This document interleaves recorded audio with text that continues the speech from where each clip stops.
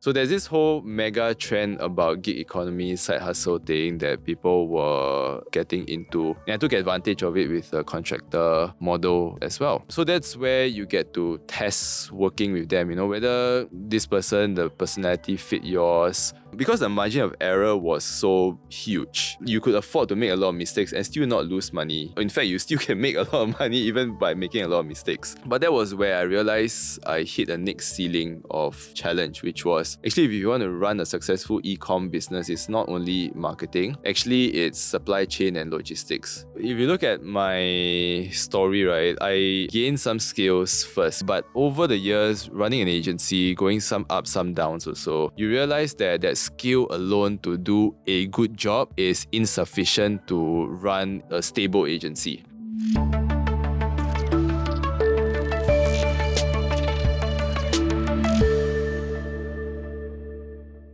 Welcome to the Financial Coconuts, the business show. I am your... Okay, this year I choose not to be the occasional coconut. Yes! No, wait. Conversion complete. I am the occasional Nata Di Coco.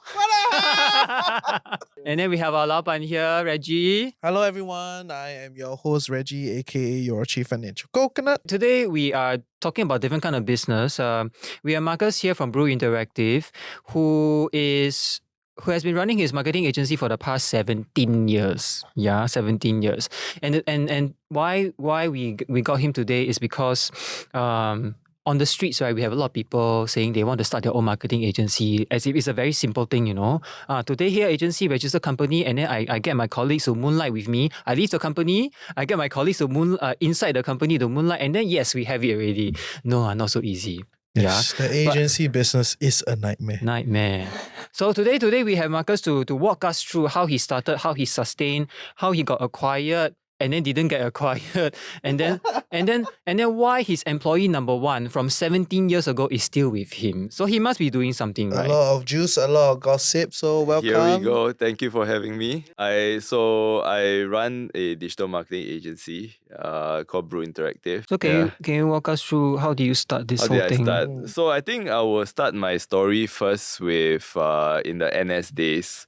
Because NS is like a lot like macam like jail time, like you get very philosophical. So then you always think about what you're gonna do after you finish NS, and I at first was in a few different units, and then somehow my previous vocation was storeman. So storeman is like damn boring. And I was doing freelance writing before I became NSF. So then during storeman days, a friend said, hey, if you're so bored, why don't you apply for this vocation called Pioneer Magazine? I was like, oh, okay. Then, you go take up some Pioneer Magazine in camp, then you flip to the contact us section, and I go and call the number. Turns out the lady on the phone said, oh, we just filled in that STEP, that role for NSF, and a young 20-year-old me was like, oh, but do you know where else can I apply for like a writer position too? And the lady was kind enough, and she said, oh, you can try Army News, Air Force News, Navy News. So I called all three. Turns out Army News had a vacancy for a writer position. So I called her, and then they invited me for an interview. I nailed the interview, and I was offered to transfer into a writer position. It was the best, probably one of the best jobs I ever had in my life. I got to interview all your Chan Chun Sing, your Tan Chuan Jin, a lot of the chief of army or the generals back then. But when I went into Army News, I realized I had to like hustle my way to get that position. But I went in there and I realized all my peers were white horses. White horse is a term, as you know, used in the military where your father is well connected. And that's how they got that position there in Army News. But then it started to get like towards maybe 7-8 months before ORD, you start to become very philosophical with all your bros also. And because they were all white horses, so they were all going to Ivy League schools post NS. Like one was going to read law in Columbia. Another was going to study international relations in Brown University. All this like top Ivy League school. And then when it came to my turn of like what I was going to do, I felt so inferior back then because it felt like all your friends were doing like impactful things, but then like my grades weren't even good enough to get into NAUS or NTU or SMU. So I was like, okay, if I have to measure up with my peers, what should I do? And I thought, okay, maybe I'll try to start a business. But I had no idea what I was going to do or sell at that time. So I did what a very Singaporean thing would do, which is go to National Library there, go and borrow your, Entrepreneurship for Dummies. All their books, I think last time you can borrow like 8 books at once. I just borrow all of them, and then when you're young, you got time, so you bring the books to camp, then you go and read. Then I decided after reading all the books, I was going to start the e-commerce business because again, when you are young, you don't have the money to do a brick and mortar business, and I came from a very like middle class, humble family background. 2006. And then, okay, you build the e-commerce store, is fine, but you need to figure out what to sell also. I had no idea what I was going to sell. So you go internet, you research a bit, but then you realize at that time also iPhone was launched sometime around then, right? And if you remember all your friends back then who had iPhone, they like to hao-lian, and humble brag. They say, this casing, you know how much I spent on it or not? Like $80, I'm like, what if I can find a way to sell the covers like cheaper? So then you go to like websites like Alibaba, then you see the products that they sell there. Actually, it's like, a few cents per iPhone casing. And back then, there weren't any of your Abing shops at your Toa Payoh hub or whatsoever. So I thought, okay, maybe I can sell like cheaper accessories. I got in some products, I listed on the website, and we were selling stuff like iPhone covers, iPad casing, juice packs, your MacBook, your screen protector, all that I was selling. Speakers also, I was selling all of those stuff. So the website was up, but then came how I was going to get traffic to the website. The first thing I did was back in my parents' house, I printed flyers from my home printer, and then my mother was asking, "Marcus, what are you doing?" I was like, "Oh, printing," and like she didn't really bother me so much. But it turns out that when people receive the flyers, what do you think they're going to do with it? True. Throw. If they were nicer, they throw in the recycling bin for you. Then I was a bit set back by it, and then a friend told me, why don't you go learn about this thing called SEO? So I was like, what's SEO? It sounds Korean, It's like, and then again, when you're young, you have time, so you go online, you go and learn, then you implement. But SEO is something that will gradually increase, but it won't make me, like a lot of sales within that 80K per month so quickly. So anyway, I did that. Then we got the website ranked for like, iPhone cases. We did make some money from there within a very like 3-4 month period. But the real hit was when Facebook ads launched in 06 or 07, something around then. Or 06, if I remember correctly now. And that was when running ads on Facebook was super cheap. It was like maybe you get 0.5 cent per click. And then last time I could do all sorts of crazy things like I could put some explicit photos, and then put the iPhone in the middle there. And then you see the click-through rate was like 10% click-through rate. It was hilarious. I don't want to react to that. But you're reacting.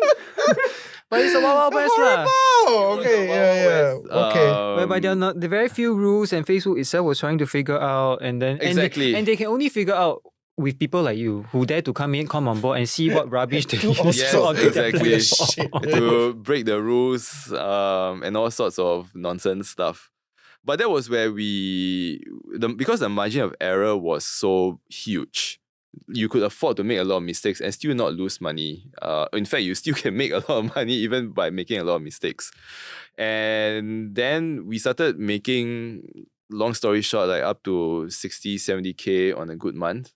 But that was where I realized I hit a next ceiling of challenge, which was actually, if you want to run a successful e-com business, it's not only marketing.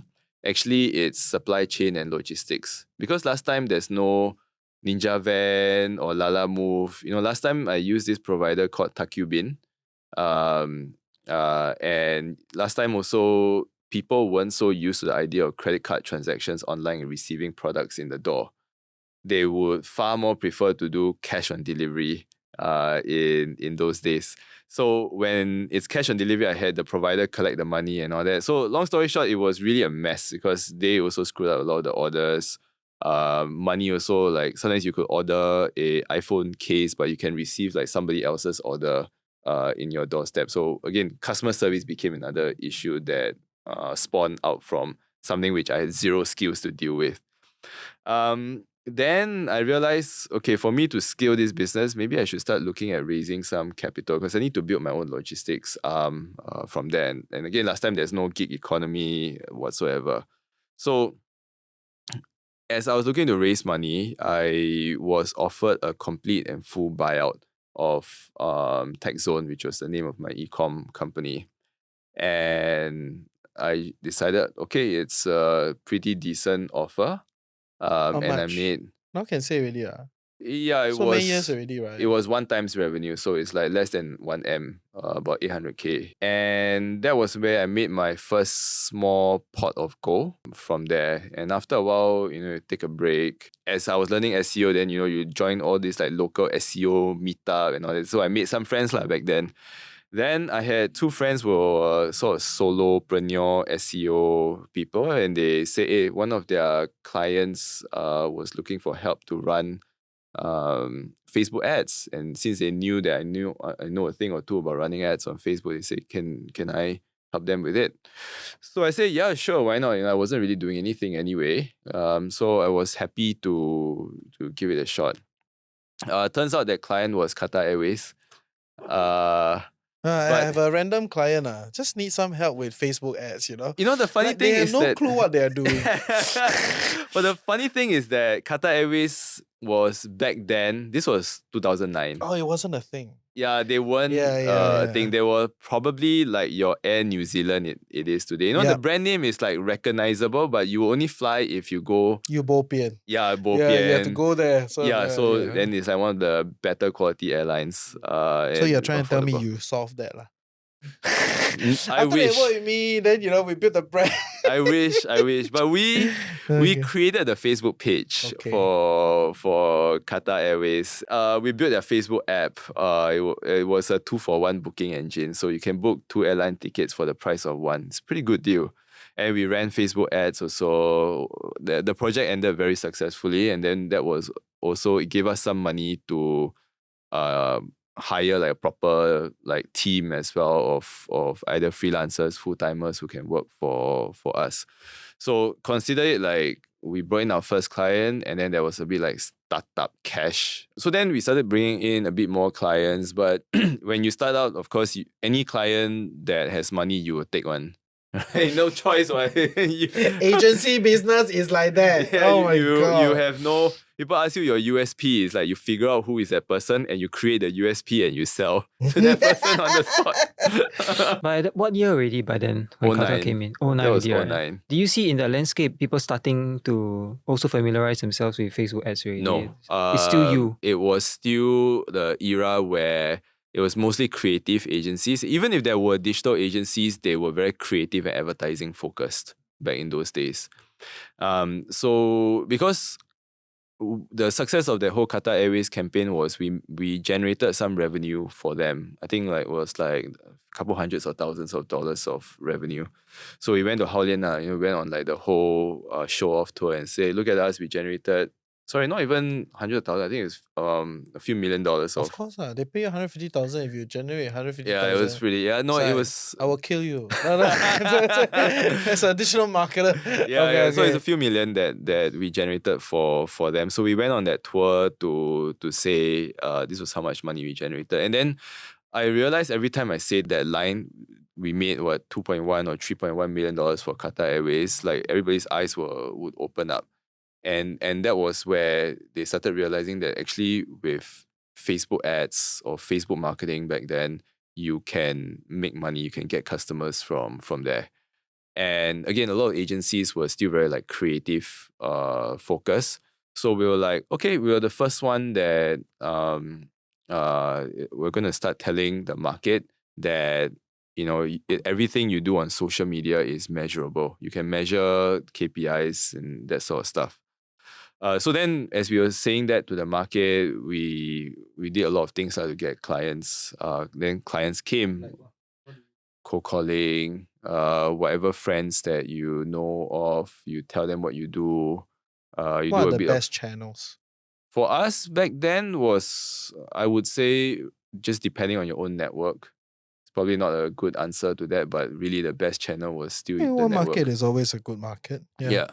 Like one of our first few clients was my then partner's auntie who was working in Wako, the Japanese bra company. Yeah, we brought in all these clients, and then we started doing all sorts of stuff. And a brand like Wako, where the market is usually like 40 plus, and not really, that market back then weren't on Facebook.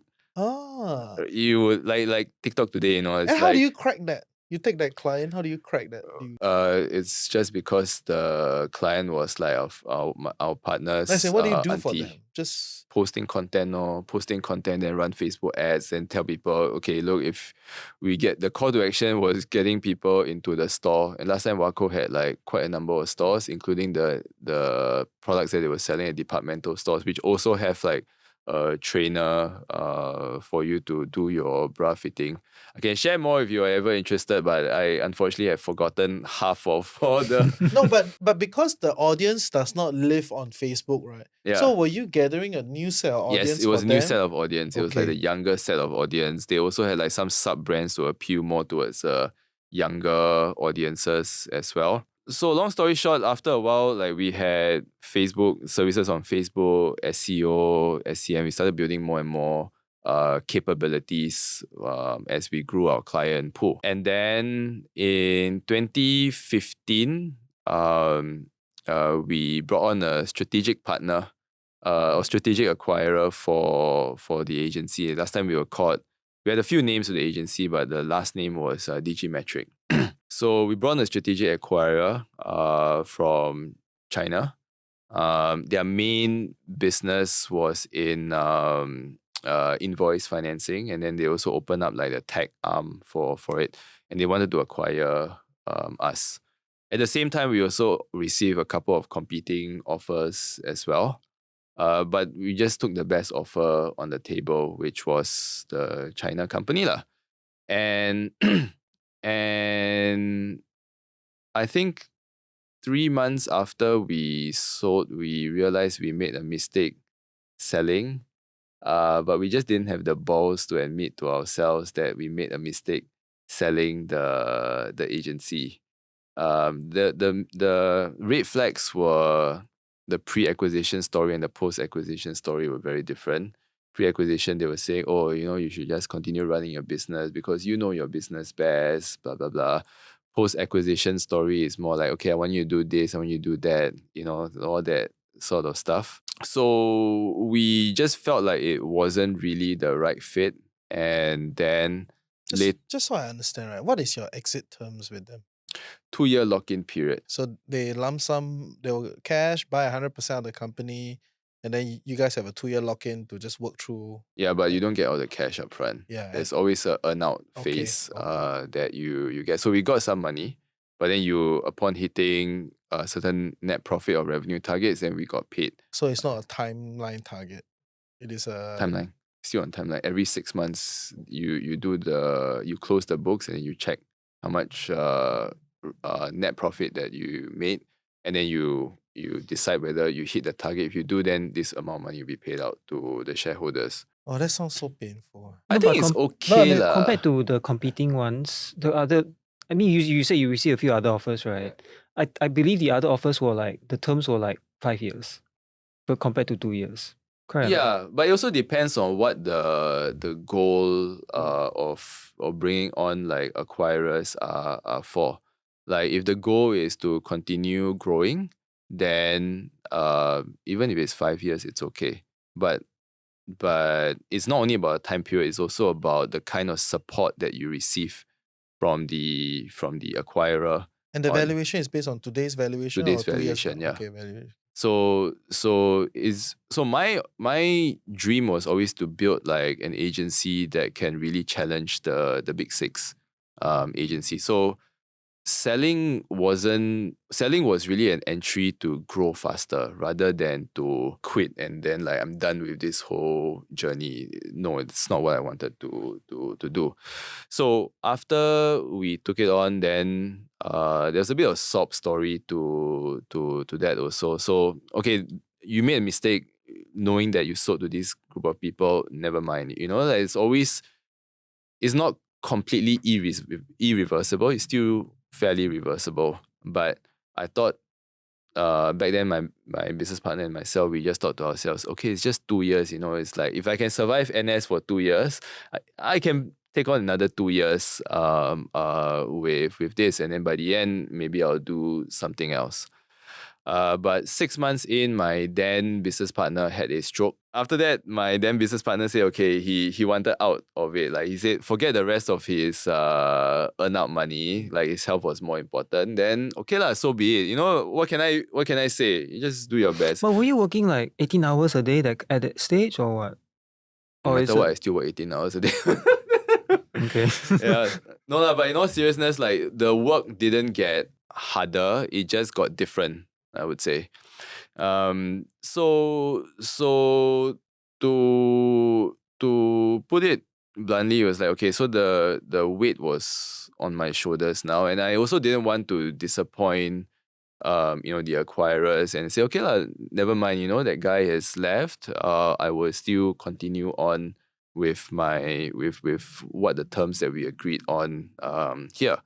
So we did that, but again, 1 year in, there's a lot of funny nonsense came out. Like suddenly they said, hey, Marcus, your books, financial statements a bit don't tally.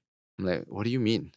And they were like, I don't know. He gave me some accounting details which I wasn't fully privy of, but I remember the conversation was, okay, you need to go through audit. And it's like, okay, that's fine, I'll go through audit. And then he said, meanwhile, all your salaries and expenses have to be frozen first. But I was like, that's strange because we have, a couple $100,000 sitting in the bank as like the float for the company. So why would you freeze paying out employees? And at the same time, they also took on a loan on the That is so company also, fishy. which is kind of fishy. So you freeze payments for like 1-2 months. I think suppliers can still sort of understand. But if you say staff salaries get frozen for so long, No one's going to work you're for going to you. go to jail for that. And so I had to settle all the legal side to make sure I don't have any liabilities with me. But at the end of the day, I had my first employee. He came to me and he said like, hey Marcus, this month do you think we'll still receive our salary? If we don't, that's okay. I'll still follow you in whatever decision that you follow or you do. But I need to ask you if you can lend me some money so that I can pay my kids like school fees. And that was okay. So always as a boss, I always knew you're sort of like responsible for your employees' paycheck, salary, and whatnot. But knowing is one thing, feeling the weight on your shoulders is another. And for the first time in my career, in my life, I've truly felt the weight on my shoulders then. And that was where I decided, okay, my first thought was, look, Marcus, you've really screwed up here. Like this whole M&A journey that you went through, big mistake here, big mistake. And then, in such a moment when you're faced with such like difficulty, you start to wonder, okay, what are my options here? Should I leave and start another agency, bring all my people, my clients over there?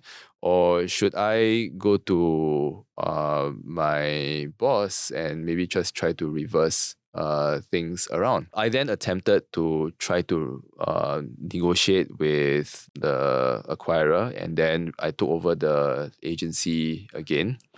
And that was February 2017, where I decided, okay, I was going to take over the agency again. How And do you reverse that deal? you just go to the boss and say, look, all this stuff has already happened. Why not just let me take it over again? Like whatever stuff that I have to pay out from my own pocket, the unpaid salaries and all that, unpaid vendors also, I'll take care of it. And they just back off like that.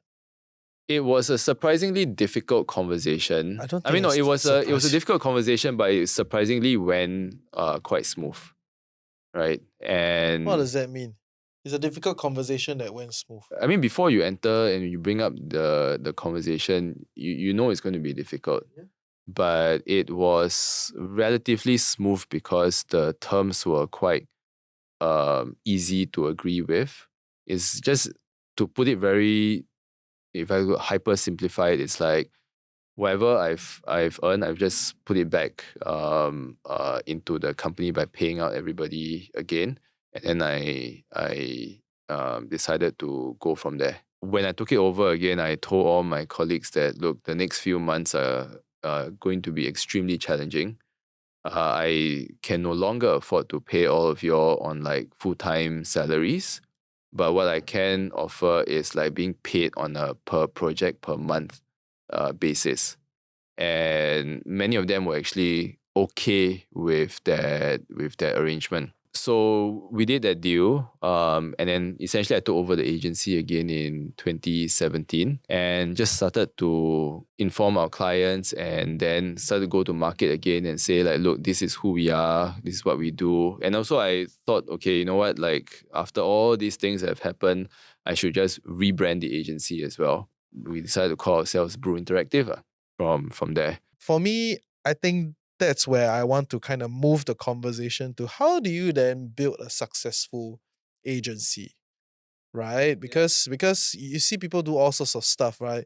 There's the whole bit about client servicing, there's a whole bit about product refinement, and then there's this whole like charade of awards that all these agencies will go for, right? So and sometimes as a media person, I look at it as like, wow, I kind of understand, but I also wonder why everybody do that. Yeah. Right. It's So funny.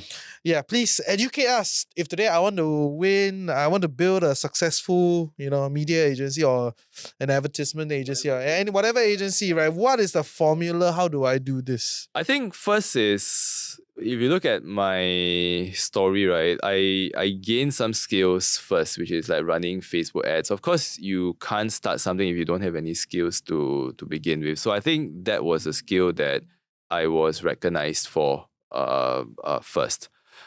Over the years also, I have been primarily known as like the guy who, like within my agency, who knows how to run Facebook ads, who can tell and direct the team what to do, because I had the skills. But over the years, running an agency, going some ups, some downs also, you realize that that skill alone to do a good job is insufficient to run a good agency, or a stable agency.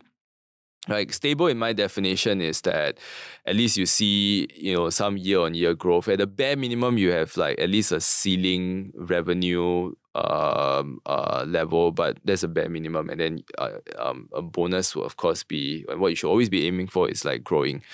And of course, then you need to earn other skills as well, like learning how to market your agency, learning how to sell to clients also, learning how to do the work, which was a skill. Getting in your first 2-3 clients is fine, right? Anybody can do that. But getting it to like, okay, keep that 3 clients and get another 7 more or 10 more is the part that really challenges you a lot.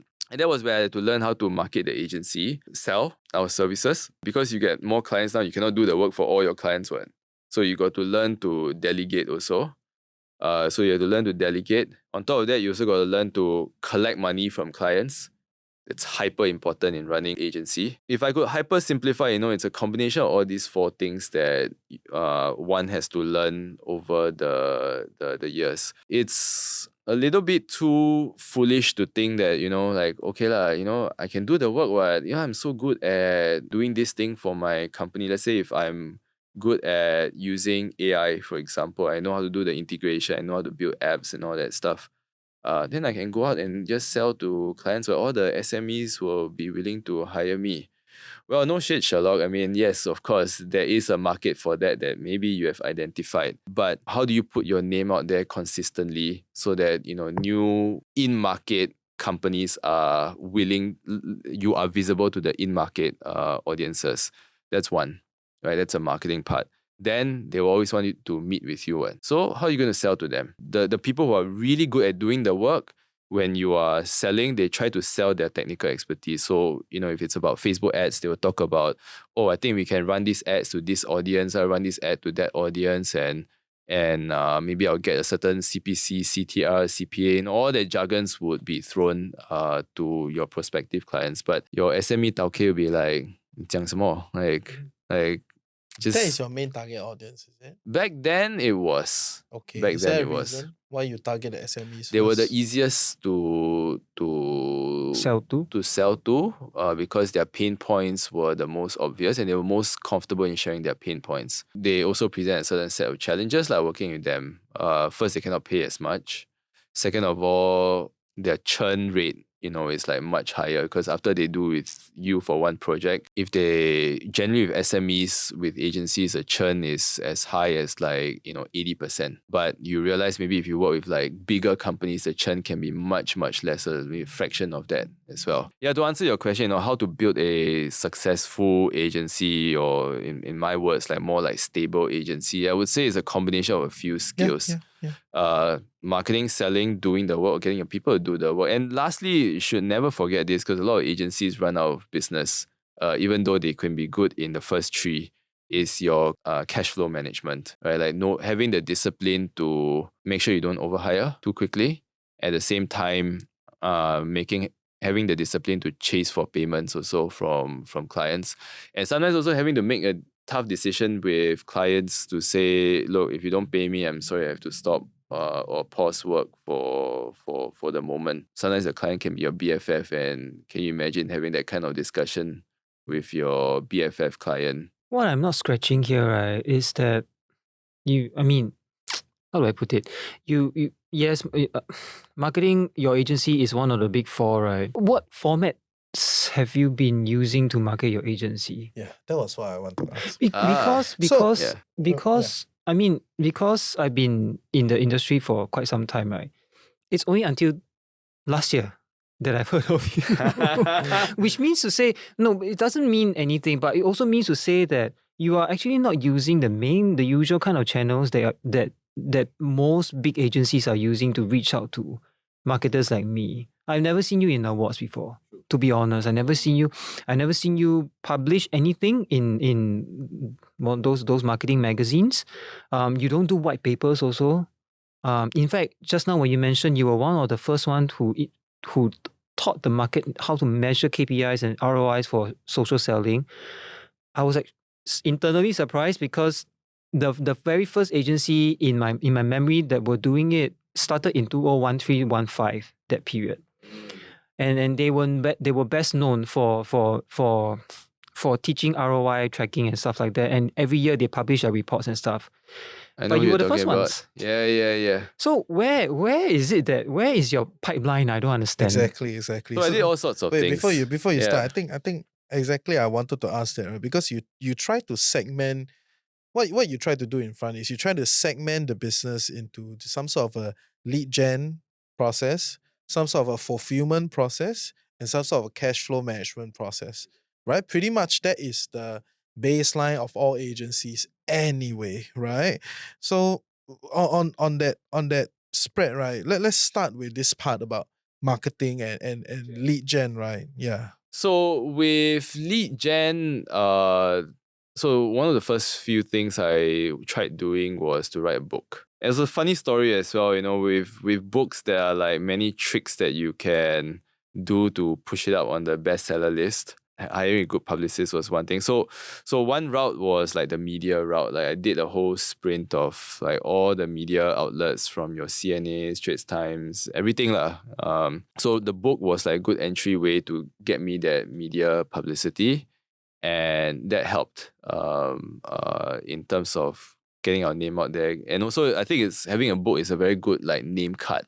You know, like clients give you a name card, then you give a book. You will never throw a book away so quickly. Yeah, name card you might just toss it, or you might just lose it also. But books a little bit hard to lose. I mean, it's like handing an authority. This is my domain authority. Exactly. I'm putting in your hands. Yeah. So that helped a lot. So would you say that when you were is that your main strategy? First? No, it was one of the few things. Okay. So again, when you are younger, you just try everything. You just try whatever. If there are 10 buttons in front of you, you just go and press all 10. You know what I mean? Rather than just press 2 at a time or what, you just go and press all 10 and see what how. is the main buttons? What worked the most? And the other thing to also add is that you talked about awards. I never like doing awards also because contrary to what most people think, don't consider myself an extrovert. Yeah, so this wasn't my thing. So I had to find a more like introverted way of trying to generate new leads. So doing the traditional form of online marketing supported us in generating new leads. Then just having the thick skin and discipline to also ask your clients like, hey, can you do, like, you know, as an agency, we count on referrals for our business to be stable, right? And do you know of any other people that you think might benefit from like their online presence? And sometimes people would say, oh, there's this other doctor that I know, he runs his own specialist clinic. Let me intro you to him. So then we get referrals from there also. Yeah, just these ways, just do it over and over again was how we managed to build an agency. Reggie, can you accept because I cannot accept. Can you accept that a person has run an agency for 17 years based on word of mouth, based on some SEO Can I give you a high programming? five? No wonder I asked him to produce. I was like, how? Yeah. And based on just the personality of the founder himself, that definitely plays a role. Of course. I mean, the fact that Coconuts is successful also depended a lot on your personality. Correct or not? Today, if I am only the one hosting, nobody will, 没有人看的, nobody want to watch. But you were looking for a system, and my point is that maybe there's no system. Maybe the system only like that only. Really? How can that be? I think back then it was, and we just lived on really just my... How many people were on the deal hunting side of the business? 2. So you and someone Another else. person helping me, yeah. And how many percent came from inbound? Do you count referrals as inbound? Yeah. I think so. That's fair. 95% or inbound. 95% inbound. Not to mention here, you have a subsidiary, like Brew, that focuses on startups. So you have essentially 2. Correct. Startup got money to make from it. God. I mean, it depends on how you sell your services. Yeah, so for us, it was just purely depending on inbound. We only started doing outbound like about 2-3 years ago for ourselves as an agency. But all this while, we were just purely relying on inbound, which I think is also a very strong selling factor to clients, prospective clients, right? Like we're telling our clients, look, whatever we're going to do for you, we've done it for ourselves as well. So I'm not like doing any kind of A/B testing. Whatever I'm going to do for you, I really try and tested it on my own agency, and that's how we managed to get clients ourselves. So it's whether you want or you don't want this. How much your monthly ad spend? For a mid-market and enterprise clients, it could be like 50, 80K a month. Okay. I mean for yourself, Or for ourselves, for an agency. Yeah. And your customer acquisition cost. $2,000. About couple thousand. Couple thousand. Just to close one lead lah. Yes. Yeah. Okay. Because you're mostly running on LinkedIn, right? Your ads. No, there's like Google search also. Okay. Fair. Any more he will start to need to drop numbers and the juice and conversion rate and strategy and everything. So clearly 他不要讲, okay? I will tell you off air. Yeah. But I think there's definitely something to be said about inbound because Yeah. Even for us, a lot of our clients are inbound. They'll write into we have See? it's Yeah. as simple as a contact list page. Correct. Right. And then if they are very interested, they'll search and then they'll look for the contact us. As long as your contact us page, the user experience not too jialat, right? Click, click, click, type, send. That's it. Right. And then you'll come in. Then it depends on how fast you want to kind of capture that lead, and whether it makes sense.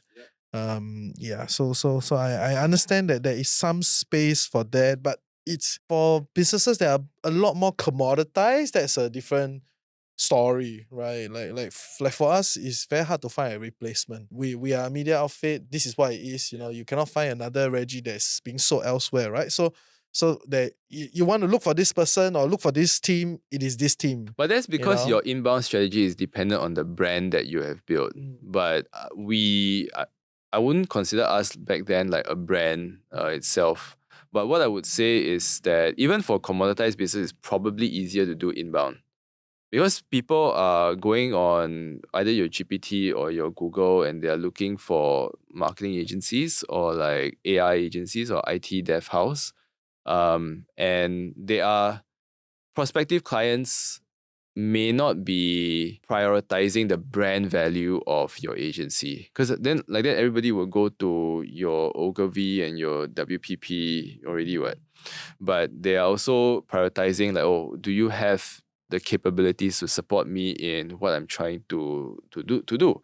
So some SMEs will say, look, I need more leads, or some SMEs will say, look, I don't need more leads, but I need more conversions. Or some SMEs or even prospective clients will say, I need everything. I need more awareness, I need more leads, I need more conversions. So then it's also up to you to dissect the problem that the prospective clients have and decide that, this is what you want to tackle on first, followed by the next one, followed by the next one. And then you run ads based on those keywords and pain points. Exactly, To yeah. drive the audience to come in. Yeah, the same with like accounting services, if everybody were so brand name, the prioritizing brand name, they'll go to your big four already. But they would be happy to go to like a smaller accounting firm. Essentially, you leave a slither of the market, lah. Yes. Right, because there is a segment of the market that cares about those things. Correct, yeah. And as a small agency at that point in time, Yeah. you just forget those things. Correct. Right? You identify your TA, your target audience, Yeah. as the people that don't care about those things, want the performance, may not have the budget to hire the best, but then you can fulfill what they need to do. Exactly. And then you run faster, than everyone else in Correct, that yeah. category. And right? and there's Okay. also, even sometimes we get compared with the big six agencies, which I love to be compared with them.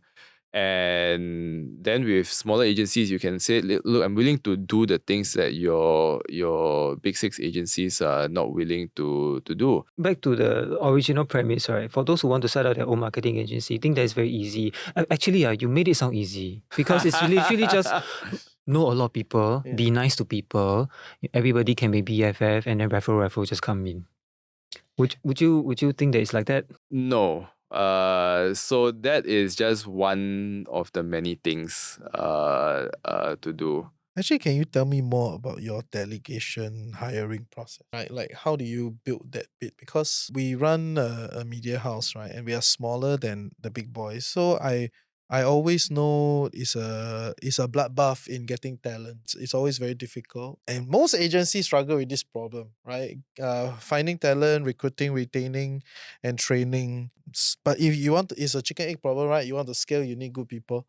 So how do you guys do it? At the start, we depended a lot on the contractor model where people were paid per project per month. I took over the agency fully again in 2017. Like COVID, like I said, was a huge tailwind for our business because people were either getting laid off. A lot of good people were laid off.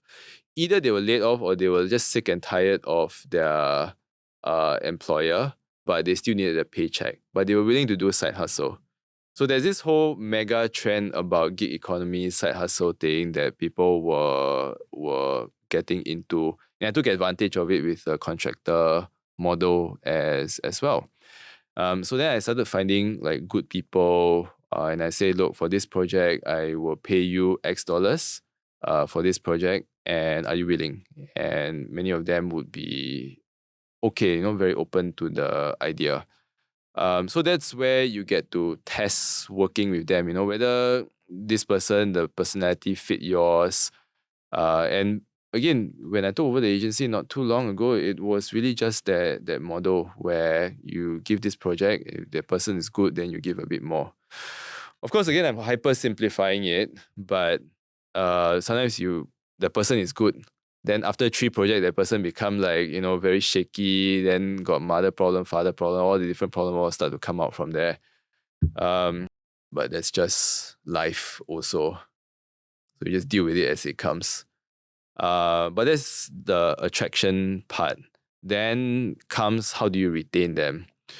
For Brew, one of our strongest thing is that, and this is how I always pitch the agency to good talent. I say, look, I think with Brew, you may not be the highest earner out there because we're still a small company at the end of the day. But if you want meaning and intensity in your career, Brew has always been operating on the remote-based model. So it gives me a lot of satisfaction. Like my employee number 1, his wife homeschooled the kids, right? And they want to be. It's like a personal decision. They want to be more with their kids, and this would mean that you cannot work in an office job already. This means immediately you cannot work in an office job. But he still wants meaning, or he still wants to pursue that career fulfillment, like the sense of fulfillment. I built something on my own. Today we are close to full-timers, about like 40, plus contractors, maybe about 60. How do you make sure you retain your talent, which is another hour-long conversation altogether, which I don't claim that I know all the answers to either. Yeah, no worries.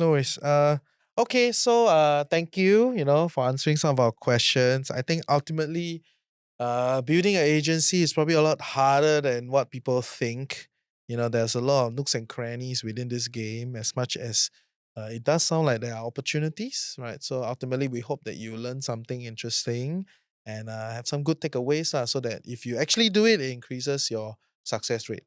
Okay, so with that, thank you, Marcus. Thank you for having we'll me. see you soon. Yes. And for all of you at home, if you like what we do, head over to thefinancialcoconut.com to put your email address so that we can route out of the algorithm to reach you whenever we need to. Okay, correct, right? Yeah. Play the algorithm, very shack one. So if you love what we do, come, and then we're going to do a lot of events this year. It's one of the KPIs that I'm setting for the team. So there'll be a lot of in-person meetup, a lot of activation. We want to see you and connect with you, like-minded people and our fellow listeners. So yes, with that, that's all for today. We'll see you at next week's episode of TFC Business Show. Meanwhile, take care. Bye-bye.